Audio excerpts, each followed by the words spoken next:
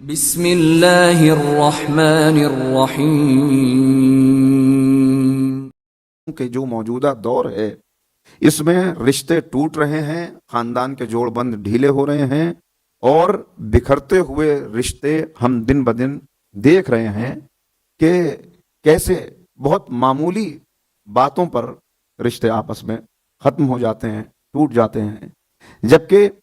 اسلام سب سے زیادہ زور ہی اس بات پر دیتا ہے کہ اپنے رشتوں کے تانے بانے کو مضبوط رکھو۔ لہٰذا یہیں سے بتایا گیا کہ گھریلو زندگی تمہاری کیسی ہو اور کیسی کامیاب گھریلو زندگی بنائی جائے، اس کے لیے تعلیمات کا ایک ذخیرہ ہے جو اسلام نے ہمیں عطا کیا۔ قرآن کریم کی آیات میں، ائمہ ہدیٰ کی احادیث میں، مختلف موقعوں کے اوپر کہیں قولی اور کہیں عملی یہ مثالیں ہمارے لیے پیش کی گئیں کہ واقعاً اپنے گھر کو کیسے ایک سکون کا مرکز قرار دیا جائے۔ کہ تمہارا گھر وہ سکون کا مرکز ہے اور اس سکون کے مرکز کا مرکزی کردار اسلامی خاتون ہے، جو کبھی اس مرکز سکون میں ایک بیٹی کی صورت میں نظر آئے گی، کبھی ایک بہن کی صورت میں نظر آئے گی، کبھی ایک زوجہ کی صورت میں اور کبھی ایک ماں کی صورت میں نظر آئے گی۔ اگر واقعاً اسلامی تعلیمات کے مطابق ایک خاتون اپنے کردار کو بنا لے، چونکہ خاتون پر میں دونوں کا کردار عرض کروں گا، لیکن خاتون پر اسلام نے اس سکون کے مرکز کو بنانے کے متعلق زیادہ بھروسہ کیا اور زیادہ اس کے اوپر توجہ دی، توجہ دلائی۔ جتنی باتیں سامنے ہیں اس میں بار بار یہ کہا گیا کہ جب سلیکشن آف اسپاؤس کا مسئلہ آئے اور جب تم تلاش کرنے نکلو تو یہودیوں والا معیار نہ بنانا، عیسائیوں والا معیار نہ بنانا، بلکہ جو قرآن اور اہل بیت کا دیا ہوا معیار ہے اس کو پیش نظر رکھنا۔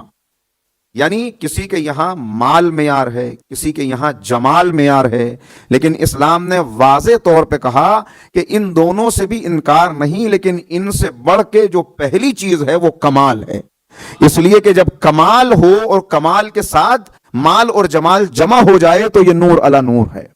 اگر کمال نہ ہو تو جمال کچھ دن میں ختم ہو جائے گا، مال ہمیشہ کسی کے پاس باقی نہیں رہتا۔ لہذا جیسے ان بنیادوں پر اس رشتے کو رکھو گے تو جب یہ چیزیں ختم ہونے لگیں گی، جب جمال ڈھلنے لگے گا، مال جانے لگے گا تو رشتہ کمزور پڑنے لگے گا، اور وہ مرکز کہ جس میں رحمت اور مودت کو ہر طرف پھیلنا ہے وہ تم کو نظر نہیں آئے گی۔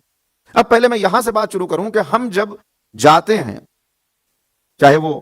شریک حیات کا انتخاب ایک لڑکی کے لیے ہو چاہے ایک لڑکے کے لیے ہو، تو ہمارے جو معیارات ہیں، جو معیارات ان لوگوں کے ہیں کہ جو دین سے زیادہ ربط نہیں رکھتے، ان کی میں بات نہیں کرتا۔ جو دین سے تعلق رکھنے والے ہیں، جو دیندار گھرانے ہیں، وہ جب تلاش کرتے ہیں تو وہ کیا چیزیں دیکھتے ہیں؟ دیکھیے، ان میں بھی جو چیزیں دیکھی جاتی ہیں، میں اگر یہ کہوں تو غلط نہ ہوگا کہ وہ بھی سماجی معیار سے آگے نہیں بڑھ سکے۔ جو ایک عام معاشرے کا بنایا ہوا معیار ہے، وہ معیار کیا ہے کہ یہ دیکھا جاتا ہے کہ بھئی لڑکا کسی بری لت کے اندر تو مبتلا نہیں ہے، اور پھر اور زیادہ اگر آگے بڑھیں، نماز پڑھتا ہے، روزہ رکھتا ہے، حج کرتا کیا ہے، اگر اس کے اوپر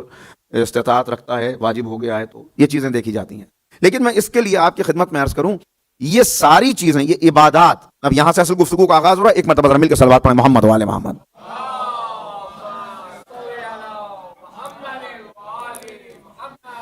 دیکھیے، یہ جو عبادات ہیں، نماز، روزہ، حج، یہ عبادات اصل میں ارکان ہیں۔ کوئی بھی عمارت جب تعمیر ہوتی ہے تو وہ عمارت پلرز کے اوپر تعمیر ہوتی ہے،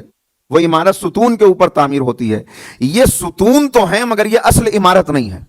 اس لیے کہ اگر صرف انہی چیزوں کو معیار بنایا تو آپ نے ستون تو دیکھ لیے، 3 ستون کہیں موجود ہیں، کہیں 4 ستون موجود ہیں، لیکن ستون کے اوپر عمارت اس وقت تک نظر نہیں آئے گی جب تک ان عبادات سے آگے بڑھ کر اس کے اخلاق اور اس کی عملی زندگی کو نہ دیکھیں کہ یہ اپنے معاملات میں کیسا ہے۔ اصل مسئلہ یہ ہے کہ یہ معیار تو ہر ایک نے بنائے، جو ایک غیر مسلم ہے، جس کو جو دیندار بھی نہیں ہے، جس کا تعلق اسلام سے بھی نہیں ہے، وہ بھی اگر آگے بڑھتا ہے تو انتخاب میں، یہاں سلیکشن آف اسپاؤس میں یہی معیارات اس کے بھی ہوتے ہیں، یہی چیزیں وہ بھی دیکھتا ہے۔ تو اگر ایک مومن کی نگاہ بھی یہیں پہ ٹھہر جائے تو اس میں اور ایک عام آدمی میں کوئی فرق نہیں رہا ہے۔ کوئی جو اس سے آگے بڑھ کر یہ دیکھے کہ چلو یہ عبادات تو پائی جا رہی ہیں، لیکن یہ اتنا عالیشان مکان جو بنا ہوا ہے، یہ کہیں بھائی کا حصہ مار کے تو بنا بنایا ہوا نہیں ہے, یہ بڑی سی گاڑی جو کھڑی ہوئی ہے یہ کہیں مال حرام سے کمائے ہوئے مال کی تو نہیں ہے. یہ معیارات ہیں جس کی طرف اسلام متوجہ کرتا ہے کہ ذرا سا آگے بڑھو, چونکہ ایک سکون کا مرکز قائم ہونا ہے. اللہ کی نشانیوں میں سے ایک نشانی کی طرف تم قدم بڑھا رہے ہو, ایک عبادت کا مرکز ہے جو قائم ہوگا. یہ میں نے اس سے پہلے بھی عرض کیا تھا 2 سال پہلے کی تقریر میں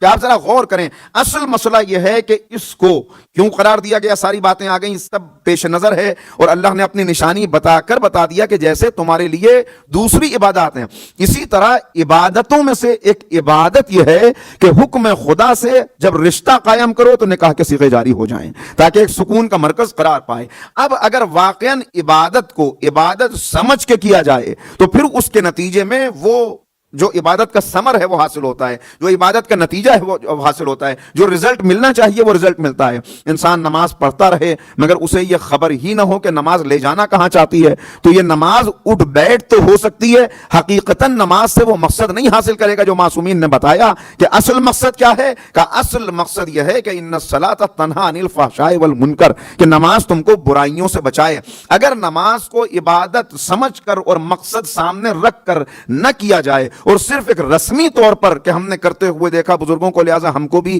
یہ انجام دینی ہے عبادت ہر حال میں, لہذا اس کو انجام دے رہا ہے, مقصد پہ نظر نہیں ہے, جانتا نہیں, تو نتیجہ یہ نظر آئے گا کہ 10 سال صف اول کا نمازی بھی آپ کو اپنی عملی زندگی میں ایک کافر سے بہتر نظر نہیں آئے گا. عملی زندگی میں وہی جو کافر کا رویہ ہے, طریقہ ہے, وہی اس کا بھی ہے. کیوں؟ اس لیے کہ عبادت کو اس نے ادا تو کیا لیکن عبادت کے مقصد کو نہیں سمجھا. تو نماز کا ایک مقصد, روزے کا ایک مقصد, حج کا ایک مقصد, زکوٰۃ کا ایک مقصد, تمام عبادات کا ایک مقصد, اور سب عبادات کا مل کے مجموعی طور پر خلاصہ اگر عرض کیا جائے تو ایک مقصد وہ کیا؟ تقرب الہی, کہ بندہ اللہ کے قریب ہو جائے, تقوی حاصل ہو جائے تاکہ اللہ کے قریب ہو جائے. یہ سب کا مقصد. اسی طرح اس رشتے کا مقصد قرار دیا جا رہا ہے سکون کا مرکز. مگر یہ کب ہوگا؟ کہ جب یہ پتا چلے کہ یہ ایک عبادت کا ادارہ ہے, یہ صرف ایک رشتے کو قائم کرنے کے لیے نہیں ہے, یہ صرف ایک خواہش کی تکمیل کے لیے نہیں ہے. ایک جنسی خواہش اللہ نے رکھی, جیسے بھوک اور پیاس ہے, اسی طرح ایک خواہش ہے, اس کی تکمیل کرنی ہے, لہذا اس کے لیے رشتہ قائم کر لیا جائے. یہ صرف اتنا نہیں ہے بلکہ اس سے آگے بڑھ کر یہ عبادت کا ایک مرکز ہے, ایک ادارہ ہے. اگر بندہ اس بات کو یاد رکھے کہ یہ گھر نہیں ہے,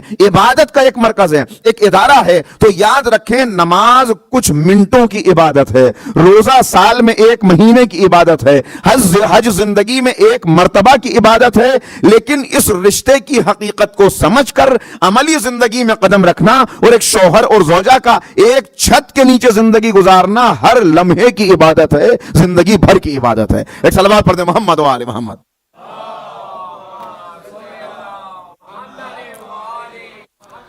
چنانچہ اسی لیے متوجہ کیا گیا, بار بار بتایا گیا کہ ذرا اس حقیقت کی طرف نظر رکھنا کہ اللہ کا ایک منصوبہ ہے, اس منصوبے کا تم ایک حصہ ہو, اس حصے کو تمہیں ادا کرنا ہے اور واقعاً جو مقصد رکھا گیا اس مقصد کو حاصل کرنا ہے. جب یہ پیش نظر رہے گا اور اب یہاں سے اس زندگی کا آغاز ہوگا تو یہ زندگی ہی ایک دوسری طرح کی زندگی ہوگی. اب واقعاً وہ سکون کا مرکز قرار پائے گا اور اس سکون کے مرکز کے اندر رہنے والوں کو ہر وقت یہ خیال ہوگا کہ ہمیں مودت اور رحمت کی ایک فضا کو برقرار رکھنا ہے تاکہ قرآن کریم نے جو اس کا مقصد دیا ہے وہ مقصد حاصل کیا جاتا رہے, وہ مقصد حاصل ہوتا رہے.